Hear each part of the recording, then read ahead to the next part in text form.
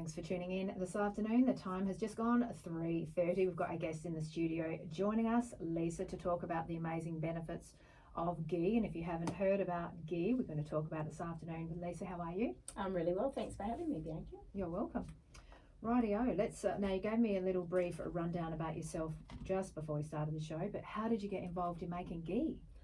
Oh, Bianca, I was actually really quite ill, and I was doing some side studies in Ayurveda and lots of different health modalities, and I went and visited an Indian doctor, and he told me I needed to have ghee as part of my daily regime. Now, I wasn't entirely convinced because I remember the green tin sitting at the back of my grandma's pantry. Really? Yeah, and I can see you're screwing your nose up a bit. The green tin was always a little bit rancid, but I went off to the shop like a diligent patient, and I bought the ghee, and I ended up going back to him and said, tastes just like medicine. And he was teaching me in that course, and we had a class, and he taught everyone, including myself, how to make it. And that's how OMGhee began. It's like had me standing in the shopping aisle in the butter section, goosebumps from being so cold, thinking, I wonder how that one would respond in the pan, looking at all the different butters. I wonder how that one would, and that's when I knew I was a goner. Because it's got lots of benefits, like it's got a high smoke point as well, now that you mention that. There's so many benefits of it. High smoke point, ghee does not break into free radicals at a high temperature, so the free radicals are responsible for what they say is cancer and other diseases. So it's got a high smoke point. For starters, that's important. Absolutely. And you know, you go down the rabbit hole once you start looking about all the benefits of ghee and how it's been used over the centuries in natural medicine. But the high smoking point, yes, it's the high smoking point of all fats alongside avocado oil, and that's a seed oil. You eat avocado oil as well? No, I eat ghee. Oh, but do you do that? Just some people have both. Yeah, and some people have olive oil too. I still have my olive oil. You still I still have butter. Yeah. I still have ghee. Still have all the healthy fats. You've got beautiful skin, so Thank the you. ghee is it's good for the skin. It isn't is, and you can even, like, you should never waste ghee. If it ever falls off onto the chopping board, put it on your skin. All the beautiful Indian ladies, they put it on their skin and on their hair. There's this thing called 100 washed ghee, where they get ghee and they wash it 100 times, and they spill it out and then wash it again in a copper tub, and it ends up like emulsifying, becoming this really thick, like the old Pond's cream. It's just stunning. So when you say wash it, what does that mean? How do you wash butter or ghee? That's it. They pour all the ghee in a copper tub, and they swirl it around with one of their hands 100 times, and then you've really just got ghee and water, and then you tip it off. And once you've done that process 100 times, it emulsifies. And using copper as well, because doesn't that deal with bacteria? Yeah. Interesting. Also, healthy skin. It's good for treating burns. It's also good for people who are lactose intolerant. That's because we don't add anything to the butter. That's what ghee is. We start off with butter, pure unsalted butter. We cook it for a very, very long time, and it naturally separates during that process. And then we take it through a separation process between all the milk solids that float to the bottom, and all the oil floats to the top. And all those milk solids, that's where your lactose sits and your casein. And so most people that are dairy intolerant can actually tolerate ghee quite well. So what do you do with the bits that you take off? Well, we've been giving them to chefs around town to let them have a go. We're really like anti-waste. Oh, yeah. Exactly. There'd be a lot of it. Yeah, and I'd love to. I've been reaching out to some Indian sweet shops, because in India, the waste is actually more valuable because there's less of it than the ghee itself. And it's those milk solids are really sweet. And you think of like an apple crumble, that crumble that goes across, think of that. That's kind of what it tastes like. It's really yummy. And also helps with digestion as well. So you found that within yourself, like how long did it take for you to feel better? It probably took about 8 to 12 weeks before, and I was just like, I feel better. And it's not like I was, I have autoimmune disease, so it's not like I was, all of a sudden running 50 kilometers or anything, but this general sense of well-being. The reason why ghee is so good, and the reason they use it in natural medicine, because it's a carrier, it's really small in size, but the fatty acid chains, and there's a bit of a myth that ghee is clarified butter, and I'd like to just call that out right now and say, No, it's not. Clarified butter has a different action on the body than what ghee does. The reason we cook ghee for so long, cook the butter for so long to turn it into ghee, is a transformation. It's really quite magical happens, and that's the transformation of the different length of the different fatty acid chains. Yes. Now those chains quite resemble, they're not bioidentical, but they resemble the cell membrane, and that helps things cross in and out of the cell really easily. So it's great for things like for detoxification and a fat that can help you lose weight because it pulls things out of the cell. But equally, if you're quite ill or very poorly, it can drive nutrients deep into the body really quickly, and that's how it's used in Ayurvedic medicine. So it pulls out toxins and it also helps absorb Right, good yeah, vitamins. so it increases the bioavailability of the food that you eat with it. Yeah. So if your body, some of my customers, and I was like this, I truly understand when they come and speak to me and go, I'm a bit high on the hog and I'm eating it by the spoonful. And it's like, that's okay, because that eventually goes away. It's like your body is saying, hey, whatever's going on in your diet, the ghee is grabbing it and taking it deep into the body, driving it down. And then you get to this stage where you're not high on the hog on it anymore because you've been satiated with whatever it was you were missing. That's a good point. Because a lot of people are missing vitamins and they keep eating and eating and eating. They're full. You hear people say, I'm full, but I feel like I need more food because they're lacking the nutrients. So being satiated with the ghee and uptake of nutrients and all that sort of thing. That's correct. So do you use Indian herbs and spices too? Just curious, just a side note, like cumin seeds and all that, because that tastes nice with ghee. It does, and traditionally, as Australians, that's how we came across ghee, right? Well, it's like, oh well, it's always in the Indian recipe. Yeah. We weren't. That's why it tastes so good, their food. Yeah, absolutely, and we weren't having it for its health benefits. We were just using it for its cooking properties, and taste really wasn't that big a thing because we were covering it all in spices. And that's why a lot of the ghees on the shelf don't necessarily taste that great, but we've gone to a lot of effort to make sure ours taste amazing, and we liken it to a little bit like shortbread because it's really caramelised the butter, or the bottom of the cornflake crackle, I've heard a young person say. So that's interesting because there is no sugar in it. It's pure ghee. But we're encouraging, just because of its health benefits, whenever you go to use butter in your frying pan, like to cook eggs, for example, use ghee. And you use less of it. Because that's true, because it's quite tasty, very rich. Not rich in a bad way, but it's got a lot of layers of flavour. Yeah, and you use less of it because normally out of your butter, you burn all the milk solids. Well, we've taken those out.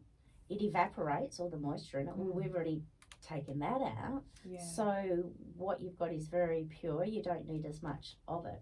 And you're getting all the health benefits. Whenever you go for a little bit of butter and oil, like when you cook mushrooms, reach for your ghee. And with the super high smoking point, it means a steak, or when you're roasting vegetables, you can just crank that oven up or that flame up.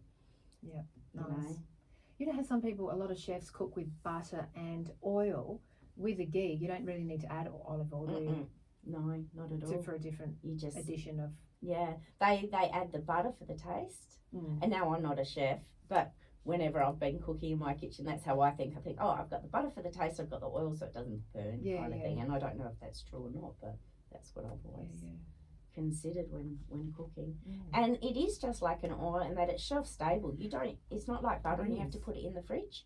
It's a bit like coconut oil in that with the weather it will be really solid, or it will be really liquid.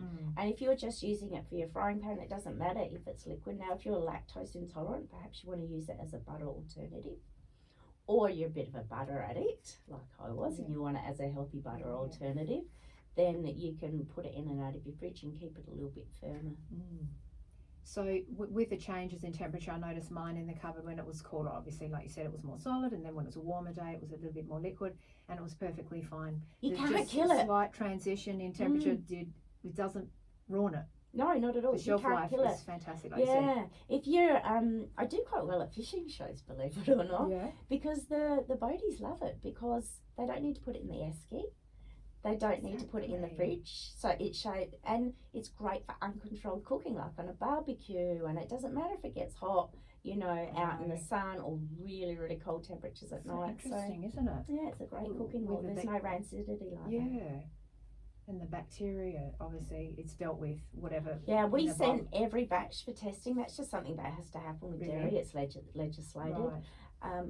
You know, we started cooking from home, but as soon as you start going retail, Mm. you definitely have to go through all the legislation. So now we're in a commercial kitchen, but everything gets tested. If you were to have it out on your bench and you get the Vegemite knife in it, or some other thing, then it's just like any other food. It is going to spoil, and it's just like butter. You smell it, and it's the smell test. It's rancid or anything. You just throw it out. But if you use a clean spoon every time you put the lid on tight, That's right. you've got about 3 months on the bench. Yeah, you got to be smart with it too. You can't. It's still food. Keep double dipping the knife. That's right. That's my husband's. He hates that. Double dipping. Yeah, because he can't stand Vegemite, and I love Vegemite. And it got a little dot of Vegemite on the butter. We were eating butter this day, and he lost it. I'm like, you won't even taste it. He goes, I don't even want one dot on the butter, so just use a different knife. There you go. And I understand Ghee is one of the safest dermatological cosmetics. It's skin friendly and helps treat burns as well. Another bonus to have around the home, right? Now, I haven't dug deep into burns because my brain just goes, remember we used to put butter on burns, and then we said, no, we put cool water. I think since I did my last first aid course, I'm sure there's people out there that know even better than we do on that. So I haven't dug down deep on actual burns, and I'm not a doctor, but it is great for skin. Yeah, so can you, women or men, use it as just to put a little bit on, Absolutely. sleep with it, or put it on as a mask, take it off? I don't use it as a skin thing. I just use it on my hands whenever it drops into the chopping board. That's I've a still good got idea. my normal, Yeah. you know, skincare, but I'm sure that there are some people that use it more traditionally. But they say that sort of beauty sort of good skin comes from within too. We can slop all this stuff on the exterior, but you've got to eat the right things and the good fats. A lot of people will ghee. have half a teaspoon of ghee in the morning with warm water. Nice, really. That's what I had to take for my inflammation. That was my prescription, if you like, half a teaspoon. A lot of people on keto will do half a teaspoon in their black coffee, emulsify it, so it becomes like a latte. A little bit of a tip here that I learned, a little bit of cinnamon, a little bit of nutmeg. Nice. Cardamom is an antidote to coffee. Right. So you still have the mental clarity, but you lose that zing that can sometimes when you've had too much coffee. And so for people that are intermittent fasting or doing keto, then that's, and I've got a YouTube video on how to make that. Have you? Yep, and what's that? all my socials are at OMGhee, so that's OMGhee, Australia. So it's OMGhee Australia, and that's on Instagram, Facebook, YouTube, all the socials. Yeah, so I've got a video there, there's a blog on it, and it's really yummy. Because it emulsifies, it feels like a milk, but and because it's a fat, it's really, people can extend their fast through it. Yeah, exactly. So I think they call it bulletproof coffee. That's it. Do you have that, or do you have a cardamom? I have black coffee, you do ghee, have coffee. Cinnamon, nutmeg, and a little bit of cardamom. You do that. Okay. Lots of people these days aren't drinking coffee. I've been speaking to lots of people who are trying to eliminate it. Well, I won't have coffee after 10 a.m. personally. Yeah. I'm already fast enough. That's it. Yeah. You need a lot of energy for this gig. Absolutely. So, we're going at 100 miles an hour at the moment. Oh, yeah. And you were saying it all happened within 13 months. The RSL, starting from home, RSL then into the factory. Yeah, well. Quick. Look, people go, what's this Aussie girl doing cooking ghee, right? And if it's become what I've learnt, the word is dharma. It chose me. I didn't choose ghee. And this business has just been, I don't know if you're into the ookie-gookie or not, but I call it anointed. Wherever I go, it just opens up. It's been a fabulous ride. And so I thought about having a business in the June, July in 21. I thought, that's all right. That's not going to work. I was actually doing business coaching for people, for businesses during COVID on behalf of the government at the time. And I then decided, I'd said it so many times, I listened to myself, that I said, I wish I could just cook ghee. I was just 20 years as a coach consultant. I was just that soulless pursuit of the corporate dollar. You know, I was just over yeah. it. And I finally did the numbers of the back of the envelope, and I thought, you know what, that's all I need to live. Yeah. You know, I don't need to be a millionaire. And once I made that decision, by December that year, I had quit my day job and started doing it full time. 12 months later, we're now in a 300 square metre factory. So everything aligned because it was authentic, it was grassroots, it was the real deal. Yeah, and I think when you're passionate about something, people, if you believe it and you're talking to other people, there's that transference of belief. Yeah. And you know it helped you. Oh, so that's so how you know I'm it works. standing strong that you it believe in it. totally helped me. Exactly. Yeah, and I'm still surprised when I go down the rabbit hole, excuse me, of how many more things Ghee does. I'm going, oh goodness me, I can't do that. I can't do that. But the lists are long, and that's why they call it like this golden elixir. Yeah. And it's made from milk, but even vegans and butter, even vegans in India will eat ghee because it's just so highly. Exactly. Yeah, they use it in their ceremonies as well because it burns. Yeah, right. Yeah, for the week. How interesting. So many good things. Just a few more before we finish off. I've got the list. You've got just 2 pages long list of benefits of it. Source of essential vitamins. I thought I better do a bit of homework. Critical oil-soluble vitamin A and E that are needed for healthy liver, balanced hormones and fertility, anti-inflammatory, anti-cancer. It's got, Ghee has butyric acid. That's it, which is anti-cancer constituent, and the antioxidants present in it make it anti-inflammatory. But, you know, there's a long list. I won't go through them all, but there's just so many. Yeah, and it's like anything. I like to say to people, think of it, because ghee is a healthy fat, think of it like an avocado, because when we go healthy fat, what's that mean? Yeah. That's like an avocado, it's a healthy fat. So think of it like an avocado that you can cook with. It's even been purported in Ayurveda to lower cholesterol, whereas butter will raise your cholesterol, right? But like anything in moderation, you wouldn't sit down and eat 10 avocados at a time. Yeah. So you're not going to sit down and eat a whole jar of ghee at a time. Exactly. Either. Exactly. So everything in moderation. It's common sense. That's right. Even if we eat too many grapes or too many apples, you know, it's ridiculous. We can overdo anything, even if it's amazing. Absolutely. Like the best, healthiest thing. Anything else we need to cover? Or we can get it at Tony and Mark's Foodland online. Yeah, so online at OMGhee.com. There's no AU on that, so just OMGhee.com. And you can go there and have a look at our stockist. Put your postcode in and you can find a stockist closest to you. Yeah. Alternatively, you can purchase it. And if you become a frequent user, we have a subscription model, which means you get it a little bit cheaper than retail. That's good. Yeah. Like for the VIPs. And it doesn't take much to be a VIP now. I went to Foodland and got my stock. Oh, my that's something different. How much are you getting? I said, don't worry, it goes. He said, yeah, it does. Yeah, and it's something different as well. We're used to seeing ghee in the international aisle. We've put ghee in the butter aisle. Yeah. So look for it in the butter fridge. Yes. Because we see it as a healthy lactose-free butter alternative. Excellent. Well, thanks, Lisa, for coming in. Thanks for having me. Good to hear your me. story and good to hear about the product. Yeah. Thank you. All the best. Thank you.